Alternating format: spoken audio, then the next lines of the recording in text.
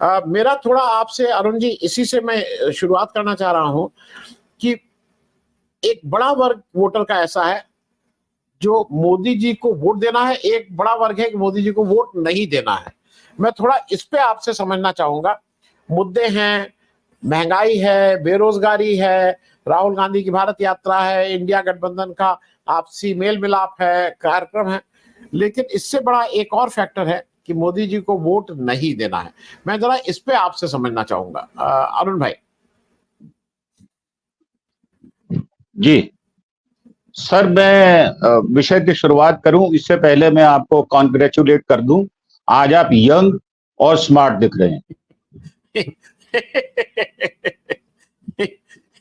चलिए, बहुत बहुत शुक्रिया। मैं अपनी भावनाएं अंदर क्यों रखूं, मैं बाहर क्यों ना करूं, वो ज्यादा जी अच्छा ठीक है। है, बहुत बहुत शुक्रिया।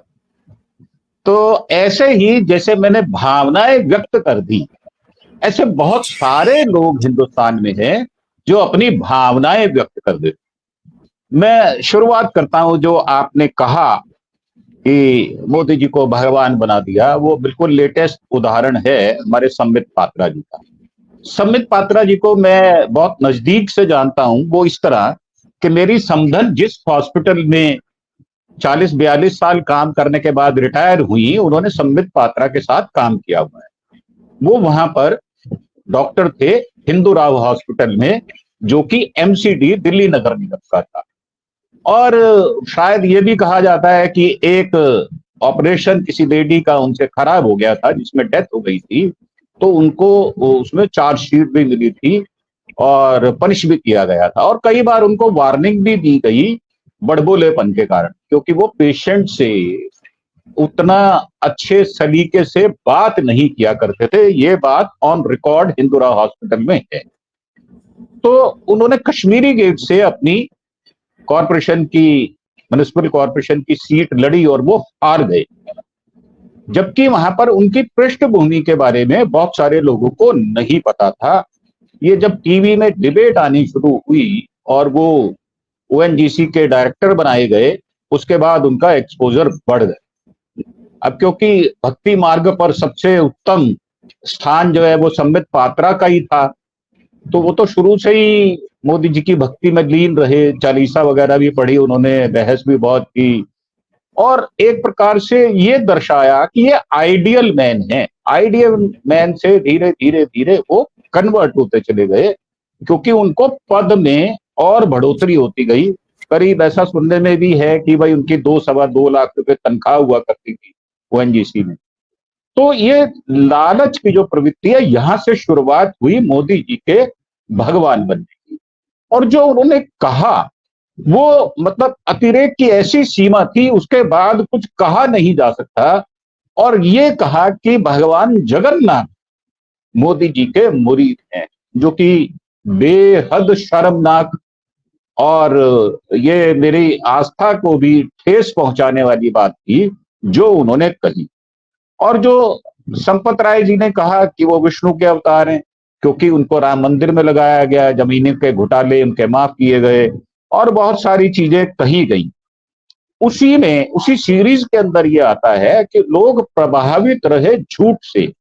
जैसे आप एक रिपोर्टर हैं हमारे उसमें मेन स्ट्रीम मीडिया में, वो जाकर पूछते हैं, जब प्रश्न पूछते हैं तो उनको पहचान हो जाती है कि ये व्हाट्सएप यूनिवर्सिटी का ग्रेजुएट है। वो सीधा पूछते हैं कितना पढ़े हो।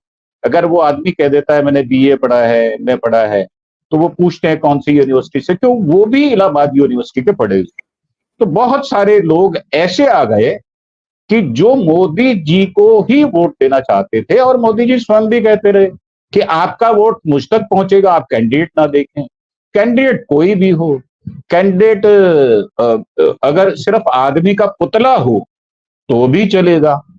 तो ये नरेशन गढ़ना जब शुरू हुआ तो इसकी बखिया भी उधेड़ने वाले बहुत लोग आ गए। लोगों ने प्रश्न करने शुरू किए कि बेरोजगारी का साहब क्या हुआ, अभी तो हम पेपर दे के हटे हैं और अभी पता चल रहा है कि पेपर लीक आउट हो गया। तो विषय गंभीर होता चला गया और मोदी जी को वोट ना देने वाले लोगों की संख्या बढ़ती गई।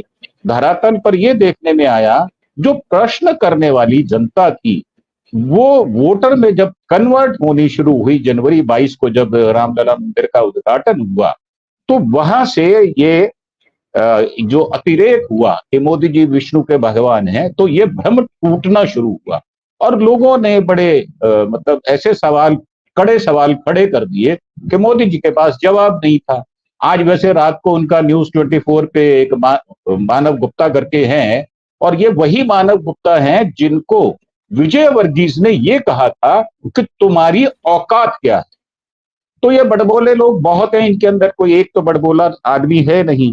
अब मोदी जी को वोट नहीं देने वालों का जो तर्क है, मुझे लगता है वो तर्क संगत है, क्योंकि मोदी जी आंसरेबल नहीं है, आंसर नहीं देते किसी का भी, जवाब देना उनकी फितरत में नहीं है, जवाब देना उनकी डिक्शनरी में नहीं है। तो मैं समझता हूं जो व्यक्ति आंसरेबल ना हो, जो किसी बात का जवाब ना देता हो, वन साइडेड ट्रैफिक चलता हो, वहां ये संख्या और बढ़ती जाएगी। और 5 चरणों के चुनाव में हम कल भी बातचीत कर रहे थे, तो निकल कर ये आया कि मोदी जी को वोट ना देने वाले लोग बहुत हैं। इस बीच में घटना भी घट गई कि आरएसएस को नड्डा साहब ने कह दिया कि हमें तो आपकी आवश्यकता नहीं है। उससे पहले नड्डा साहब ने एक बयान भी दिया था कि ये तो, अगर ईश्वर का आपको आशीर्वाद चाहिए तो आप मोदी जी को नाराज ना करें। तो ऐसे बहुत सारे बयान हैं मार्केट में जो उनके जिम्मेदार लोगों ने कहा है, तो समझदार पढ़े लिखे। नड्डा साहब डॉक्टर हैं, प्रोफेशनल हैं, मेरे ही परिवार से आते हैं, मेरी बहन का ससुराल है। तो मेरा मानना यह है कि ये जो ना देने वाले हैं, जब इनकी बात पर गौर किया जाए तो संभवतः ये बात जो कह रहे हैं वो बहुत सीरियस बात कह रहे हैं। और फिर जवाब में ये आना शुरू हो गया राहुल जी का कि हम आपको 1 लाख रुपया अप्रेंटिसशिप का देंगे, महिलाओं को, जो महिला होगी सबसे घर में बड़ी या जो घर चला रही होगी उसको 1 लाख रुपया साल का देंगे, 8,500 रुपया महीना, 8,500 रुपया महीना देंगे। सर हमारे यहाँ जो भक्ति काल में लोग रहे हैं उन्होंने ही देश का बेड़ा गर्क किया है। तो ये बीजेपी के अंदर ऐसे लोग बहुतायत में हैं। अंधभक्ति भी कही गई, भक्ति के साथ जब भक्ति बढ़ गई तो वो अंधभक्ति में कन्वर्ट हो गई, और उसके विषय में भी बहुत सारे जो है विवाद हुए कि आप ऐसा कैसे कह सकते हैं। और इसी को देखते हुए शायद संबित पात्रा ने 3 दिन का पश्चाताप करने का निश्चय भी किया है, इसकी सूचना भी आ गई। और शायद वो जब उनका चुनाव हो जाएगा, फ्री हो जाएंगे, तो वो करेंगे भी। अर्थात उनको अपनी गलती का एहसास हुआ और देश को भी अपनी गलती का एहसास हुआ कि मोदी जी को भगवान के तुल्य मान लेना ये सर्वथा अनुचित है, और जो प्रश्न खड़े किए जाते हैं उनके उत्तर हमें मिलने चाहिए, ऐसा भी बिल्कुल ठीक है। तो जो मोदी जी को सिर्फ वोट देना चाहते हैं, मुझे लगता है वो फेसबुक, व्हाट्सएप यूनिवर्सिटी के ग्रेजुएट, पोस्ट ग्रेजुएट हैं। हम जैसे लोग बगैर किसी बात के किसी को भी वोट नहीं देते, चाहे वो कोई सी भी पार्टी हो। मेरा स्वयं का आंकलन जब तक उम्मीदवार के बारे में मेरे गले नहीं उतरता या मैं कन्विंस नहीं होता, तब तक मैं उस उम्मीदवार को वोट नहीं देता, भले ही वो किसी भी पार्टी का हो। और ये 93 से सिलसिला चालू है। मैं उम्मीदवार को देता हूं, भले ही वो छोटे से छोटा इलेक्शन क्यों ना हो। तो मेरा मानना यह है कि ये डिमार्केशन बिल्कुल क्लियर है। जो नहीं मानते, जो मोदी जी को नहीं मानते, वो प्रश्न खड़े करने वाले लोग हैं, और जो मोदी जी को वोट देना चाहते हैं अंधभक्ति में, वो उनके मोदी चालीसा पढ़ने वाले लोग हैं, जिनमें गोदी मीडिया भी आता है, ऐसा मेरा विचार। अरुण जी, मैं जल्दी से आपसे पूछ लूं बहुत संक्षेप में। एक तो हमारे एक सज्जन है, वो बिल्कुल आगे चलने ही नहीं दे रहे हैं। आप ही से बोलो कि भाई वो जेपी अग्रवाल की क्या स्थिति है चांदनी चौक में, करीब 200 बार ये पूछ चुके हैं। तो आदमी कभी कभी गुस्से में कुछ उल्टा जवाब दे देता है, लेकिन आप क्या है जेपी अग्रवाल जी की स्थिति, बहुत संक्षेप में बता दीजिएगा। लेकिन दूसरी चीज मैं आपसे एक चीज पूछ लूं, मोदी जी इस समय बिल्कुल दंगा करवाने पर उतारू हैं, इसमें कहीं कोई दो राय नहीं है। वो जब कह रहे हैं कि अगर ये जीत गए तो राम मंदिर पे बुलडोजर चला देंगे, फलाना कर देंगे, उनकी पूरी मंशा है किसी तरह से दंगा हो जाए। लेकिन क्या 5 राउंड बीत चुका है फेज, सबका कहना था ये मोदी करेंगे कुछ जरूर, करेंगे कुछ जरूर, सतपाल मलिक तक कह रहे थे, राहुल गांधी भी कह रहे। क्या अब चैन की सांस ले ली जाए कि अब मोदी जी कुछ नहीं करेंगे, अब जो होना था कारवां गुजर गया, कि अभी भी आपको थोड़ा शक है कि कुछ कर सकते हैं? मैं पहले अरुण जी से ले रहा हूँ इस पे। अरुण जी और जेपी जी अग्रवाल जी का जरूर बता दीजिएगा भाई। जी, जहां तक जेपी अग्रवाल जी की बात है, बहुत पुराने कांग्रेसी है, अच्छे वर्कर हैं। उनके फादर भी जो हैं, उनके नाम के ऊपर आईटीओ का चौक का नाम उन्हीं के नाम पर रखा हुआ है, जहां पे हमारा पुलिस हेडक्वार्टर हुआ करता था। बहुत अच्छे एडमिनिस्ट्रेटर हैं, और आप पार्टी की यंग ब्रिगेड उनके पीछे काम कर रही है। तो मुझे लगता है उनकी स्थिति साउंड है। वो 2 बार ऐसे दिल्ली में रह चुके हैं और सिटिंग मेंबर कई बार रहे हैं। अब आपने पूछा उनका मोदी जी का कि मोदी जी बुलडोजर चलवा देना चाहते हैं, तो मोदी जी तो इस तरह के बयान देते रहेंगे, ये भी बात ठीक है, परंतु वो ज्यादा चल नहीं पाएगा।